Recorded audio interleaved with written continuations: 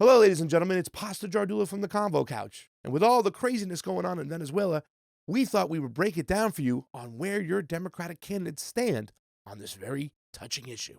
Just to reiterate, here's our Regime Change Playbook. Number 1, locate a country fruitful of natural resources, like Venezuela, rich in oil. Venezuela's oil reserves are recognized as the largest in the world, totaling 297 billion barrels. 2, apply sanctions and create an economic crisis. This paper, the Center for Economic and Policy Research, finds that most of the impact of these sanctions doesn't affect the government, but the civilian population. We find these sanctions have inflicted more than 40,000 deaths from 2017 to 2018. 3, fund the opposition with tax dollars. 4, act like we care and offer humanitarian aid, which we smuggle in weapons. 5, call for the democratically elected leader to step down. Hey, Maduro, get out of there. 6, install our own puppet, Juan Guaido. Number 7, steal that country's natural resources for corporate gains. We're waiting to do that. And 8, find the next country, then rinse and repeat. Looks like we're stuck at number 6. Trump and Pompeo are getting desperate. But where do our candidates stand in the Democratic Party? Let's take a look.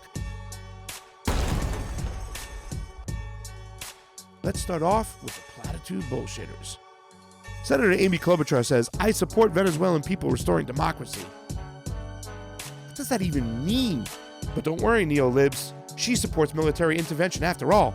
Take a look. Allies pushing for democracy and some kind of a negotiated agreement. Military should always be on the table, but I don't see that we use it now. Both Delaney and Gillibrand say they support Guaido and imposing sanctions, but both oppose military intervention, which is code for, we won't use our military, but we have no problems of arming you to the T so you can go and kill your citizens, Juan Guaido.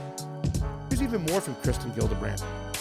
The Maduro regime must end its violence and let food and medicine get to their people from Colombia and Brazil. America should stand with the Venezuelan people and our allies to take diplomatic and humanitarian steps and press Maduro to accept a peaceful, democratic resolution. Peaceful and democratic resolution?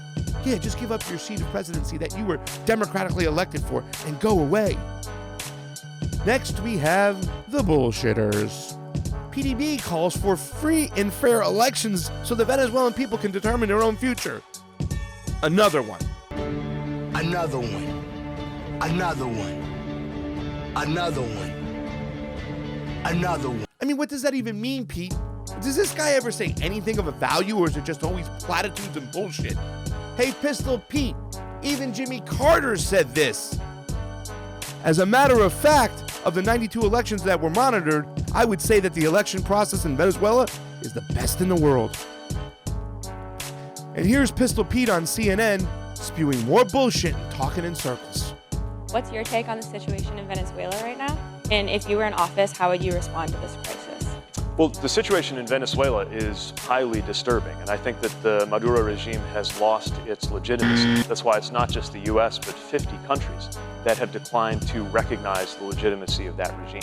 But I don't mean to disagree that we need to support democratic outcomes in that country. And so to the extent that sanctions can be targeted and can be focused on trying to bring about new, free, and fair elections so that there can be self-determination by the Venezuelan people that puts in a government that I think has that legitimacy, then we should do our part, not through force, but through the diplomatic toolkit in order to try to bring that outcome about.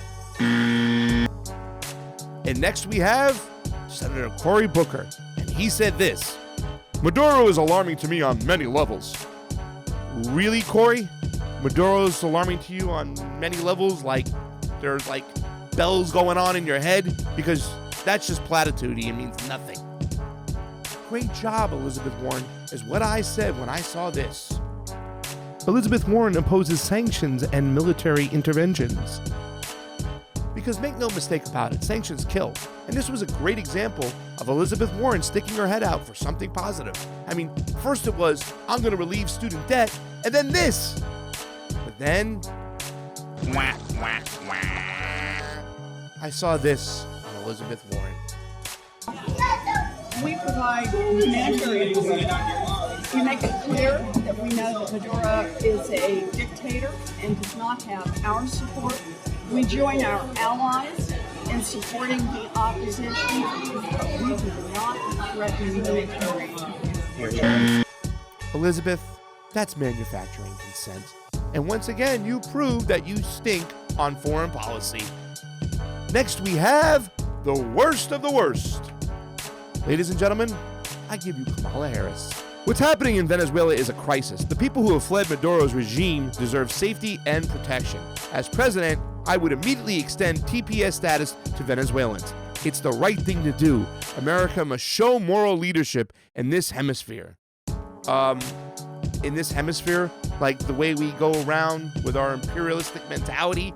And TPS stands for Temporary Protected Status, meaning she would allow certain Venezuelans protection while she removed the democratically elected leader. I didn't expect anything good from you on this, Kamala. You proved my point. And no neoliberal shindig would be complete without who? Uncle Joe Biden. Plain and simple, Joe Biden sides with Trump, Bolton, and Pompeo in backing a coup effort in Venezuela.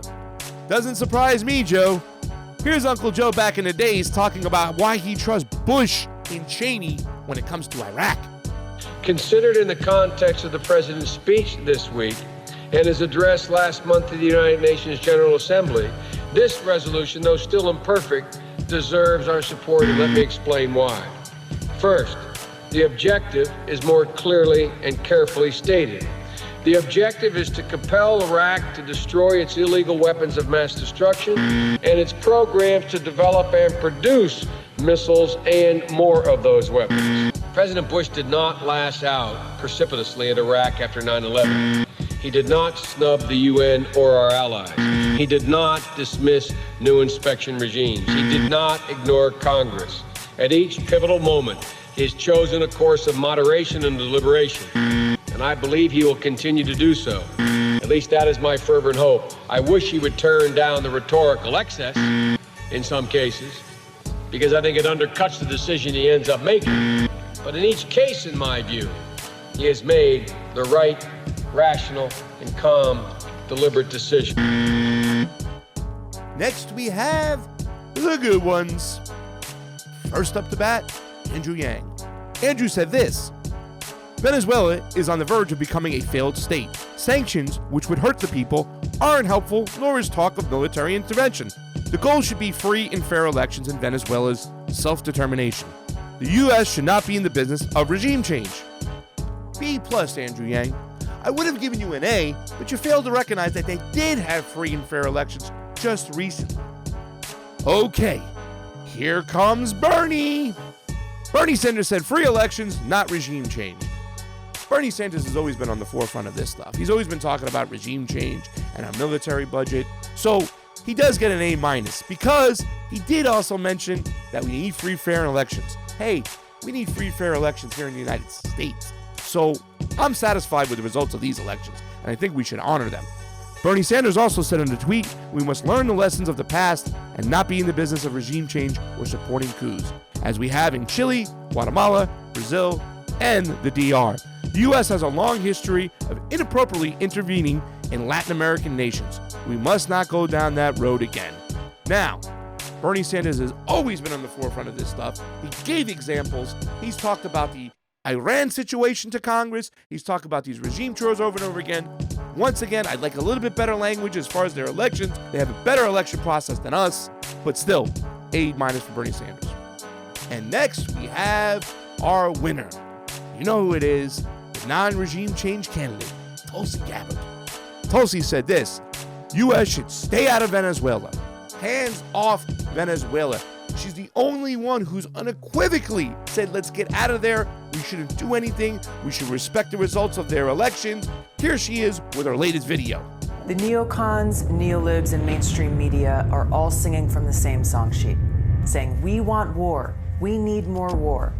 Now, Trump never gets media support unless he's threatening war or carrying out a military action. You see these beautiful pictures at night. I am tempted to quote the great Leonard Cohen, I'm guided by the beauty of our weapons. They are beautiful pictures of fearsome armaments. Today, it's Venezuela. The president has been crystal clear. Military action is possible if that's what's required. But he needs to understand that a bullet to the forehead may be his way out of Venezuela. Sometimes one kick at the door and the whole rotten edifice falls down. Tomorrow, Iran? I am so pleased that President Trump is letting the Iranian president know there's a new sheriff in town. Who knows who will be next?